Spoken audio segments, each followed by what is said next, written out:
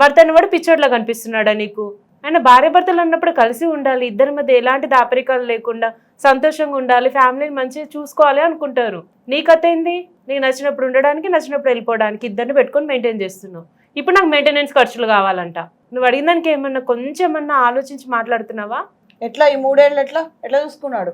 3 ఏళ్ళు పిల్లలకి ఏం కావాలంటే అది కొనిచ్చిండా?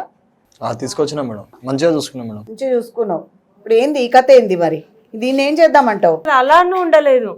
ఇప్పుడు మళ్ళీ తీసుకొచ్చి ఇతను కూర్చోబెట్టావు ఇక్కడ.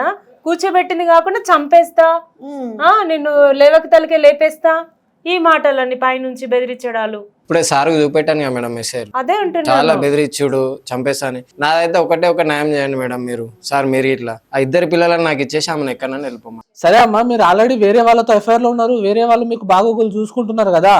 మరి అలాంటప్పుడు పిల్లలు మీ హస్బెండ్ కి ఇవ్వండి, తన ఆలన పాలనలోన మంచిగా ఉంటారు. ఇవ్వను సార్. ఎందుకో నీలాగే తయారవుతారు వాళ్ళు. నీ మనస్సాక్షికి తెలుసా నువ్వు మంచి పని చేస్తున్నావని? అందరిని సాకాలి అంటే నిన్ను కూడా కలిపి సాకాలి నీ భర్త. నువ్వేదన్నా చేయొచ్చు, నీకు నచ్చినప్పుడు పోవచ్చు బాయ్ ఫ్రెండ్ దగ్గరికి. మంచిగా చూసుకుంటానంటే ఎందుకు పోతా మేడం? నీకేం తక్కువ చేసిండని ఇంకెంత మంచిగా చూసుకోవాలి చెప్పు? నీ శరీర సుఖం కోసం నువ్వైంది కాకుండా తన మీద నిందేస్తావేంటి? పిల్లలు 2 ఉన్నారన్న ఆలోచన కూడా లేకుండా తీసుకొని వెళ్ళిపోయింది నువ్వు. నీకే ఆలోచన కరెక్ట్గా ఉండుంటే ఇంతవరకు ఎందుకు వచ్చేది? నువ్వేం లేదు, నీ 2 పిల్లల్ని తనకు అప్పచెప్పేసి నువ్వు అతనితో వెళ్తావా, ఏం చేసుకుంటావా నీ ఇష్టం. ఇంకా అది అనవసరంగా పిల్లల జీవితాన్ని నాశనం చేయకు. పిల్లలైతే ఇవ్వను మేడం. ఎందుకు ఇవ్వవు? నీ తర్వాత వాళ్ళని కూడా అలా తయారు చేద్దామన్నా?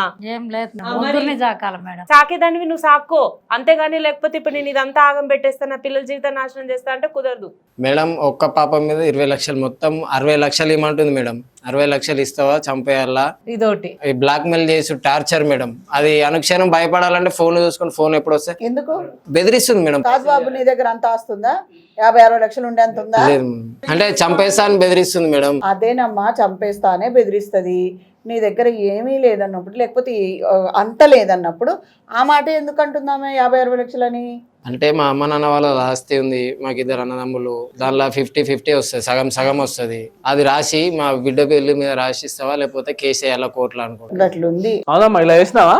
చూడ్డానికి ఇంత మంచిగా ఉన్న అమాయకురాలు లెక్క ఉన్నావు, ఇలాంటి కన్నింగ్ పనులు చేస్తున్నావు. ఆస్తి అంటే సాకపోతే ఆస్తి ఇవ్వాలా సార్? ఎందుకు ఇవ్వాలి ఆస్తి? నువ్వు వేరే వాళ్ళతో అక్రమ సంబంధంలో పెట్టుకున్నావు, అడిగే పెట్టుకున్నావా? మీ హస్బెండ్ ని అడిగి పెట్టుకున్నావా? మరి ఇప్పుడు ఎందుకు ఆస్తి అడుగుతున్నావు? పిల్లలు ఉన్నారు కదా సార్. పిల్లలు ఉంటే అది ముందు ఉండాలి, ముందు తెలివి ఉండాలి నీకు. మంచో చెడ్డోడో మొగుడే, ఉంచుకున్నోడే అది తెలియదా? సరే ఆయన పెళ్లి చేసుకుంటా అంటాడు, మరి చేసుకునే రాదు, మరి ఈయనతో డివోర్స్ ఇచ్చేసి అతనితో బాగుండు.